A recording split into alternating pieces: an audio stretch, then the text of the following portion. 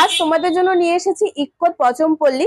তোমরা দেখো দুটোরই কিন্তু সেম ডিজাইন রয়েছে, সেম কালার রয়েছে, এমনকি কোয়ালিটিও কিন্তু দুটোরই সফট রয়েছে। এবার তোমরা অবশ্যই কমেন্টে জানিও যে কোনটার কত দাম রয়েছে। তোমাদের সবসময় একটা কথা আমরা বলে থাকি, তোমরা যেখান থেকে শাড়ি কেনো না কেন অবশ্যই ফ্রেশ রেটটা দেখে তারপরেই শাড়ি কিনবে। কোনো কোড নাম্বার বা কোনো সাংকেতিক চিহ্ন দেখে তোমরা শাড়ি কিনবে না। কারণ এখন same design, same quality, same colour সমস্ত তোমরা পেয়ে যাবে, কিন্তু ফোন নাম্বার দেখে কিনলে তোমরা তো বুঝতেই পারবে না যে কোনটার অরিজিনাল কত দাম রয়েছে।